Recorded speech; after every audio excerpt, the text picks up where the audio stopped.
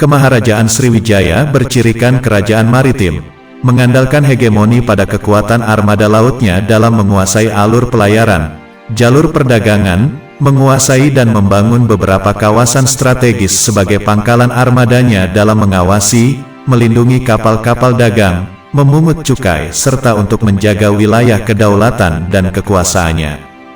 Dari catatan sejarah dan bukti arkeologi, pada abad ke-9, Sriwijaya telah melakukan kolonisasi di hampir seluruh kerajaan-kerajaan Asia Tenggara, antara lain, Sumatera, Jawa, Semenanjung Malaya, Thailand, Kamboja, Vietnam, dan Filipina.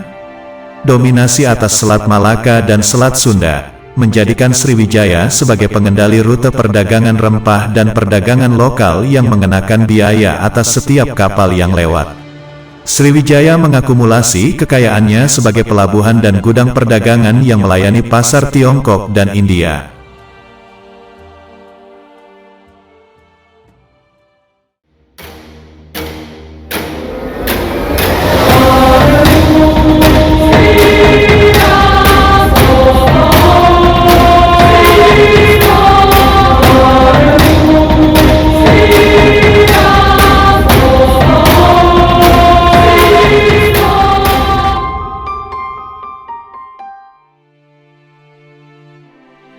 Sriwijaya juga disebut berperan dalam menghancurkan kerajaan Medang di Jawa. Dalam prasasti Pucangan disebutkan sebuah peristiwa Mahapralaya, yaitu peristiwa hancurnya Istana Medang di Jawa Timur, di mana Haji Wurawari dari Elwaram yang kemungkinan merupakan raja bawahan Sriwijaya, pada tahun 1006 atau 1016 menyerang dan menyebabkan terbunuhnya Raja Medang terakhir Dharmawangsa Teguh. Faktor yang mendorong Sriwijaya muncul menjadi kerajaan besar. Letaknya kerajaan Sriwijaya yang sangat strategis yaitu di jalur perdagangan, kemajuan pelayaran dan perdagangan antara China dan India melalui Asia, runtuhnya kerajaan Funan di Indochina. Dengan runtuhnya Funan memberikan kesempatan kepada Sriwijaya untuk berkembang sebagai negara maritim menggantikan Funan.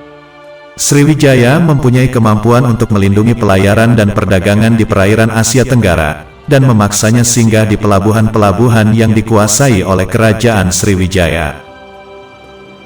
Berdasarkan sumber Tiongkok pada buku Chu Fanchi yang ditulis pada tahun 1178, Chow Ju Kua menerangkan bahwa di Kepulauan Asia Tenggara terdapat dua kerajaan yang sangat kuat dan kaya, yakni Sriwijaya dan Jawa, Kediri.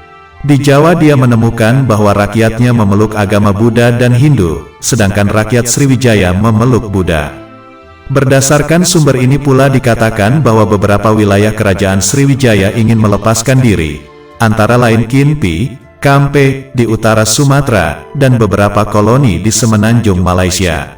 Pada masa itu wilayah Sriwijaya meliputi Pongfong, Pahang, Tongyanong, Trengganu, Lingya Sikia, Langkasuka, Kilantan, Kelantan, Foloan, Jiloting, Jelutong, Sinmai, Patak Batak, Tan Maling, Tambralingga, Ligor, Kialohai, Grahi, bagian utara Semenanjung Malaysia, Palinfong, Palembang, Sinto, Sunda, Lanwuli, Lamuri di Aceh, Ensilan, Sri Lanka.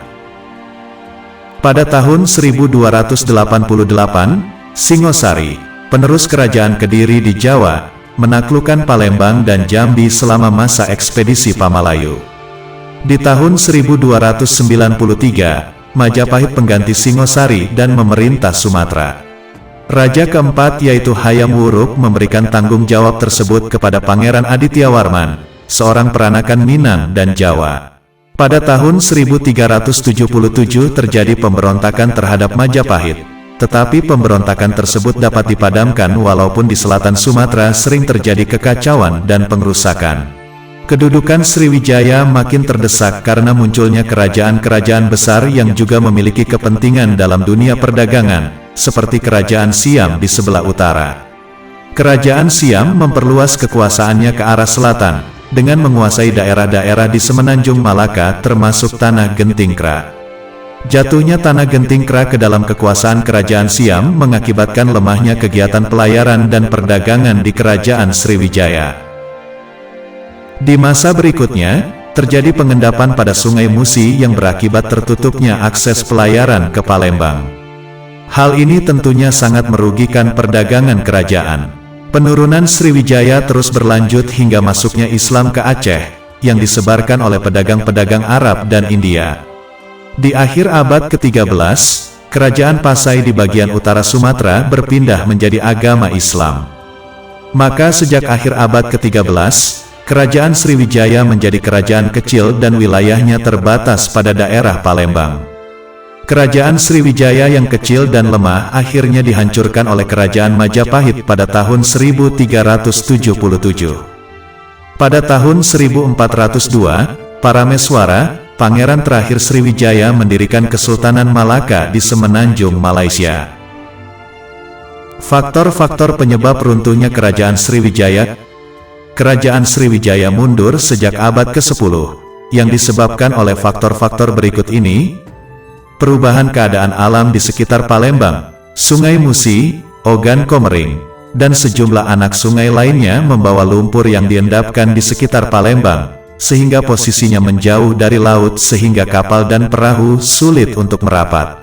Letak Palembang yang makin jauh dari laut menyebabkan daerah itu kurang strategis lagi kedudukannya sebagai pusat perdagangan nasional maupun internasional.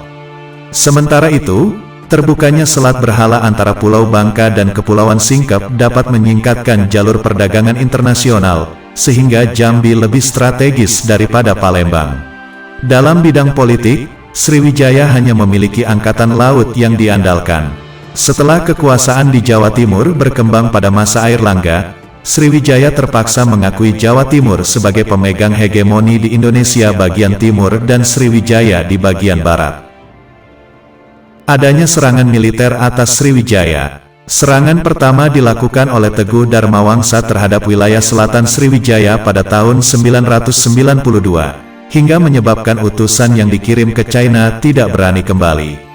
Serangan kedua dilakukan oleh Kolamandala atas Semenanjung Malaya pada tahun 1017, kemudian atas pusat Sriwijaya pada tahun-tahun 1023 sampai tahun 1030. Dalam serangan ini, Raja Sriwijaya ditawan dan dibawa ke India. Ketika Kertanegara bertahta di Singasari juga ada usaha penyerangan terhadap Sriwijaya, namun baru sebatas usaha mengurung Sriwijaya dengan pendudukan atas wilayah Melayu. Akhir dari kerajaan Sriwijaya adalah pendudukan oleh Majapahit dalam usaha menciptakan kesatuan Nusantara pada tahun 1377. Dengan segala kerendahan hati, jika ada perbedaan versi mohon dimaafkan, baiknya ini dijadikan bahan rujukan sehingga kita bisa mengambil hikmah dari kisah ini. Semoga informasi ini bermanfaat untuk kita semua.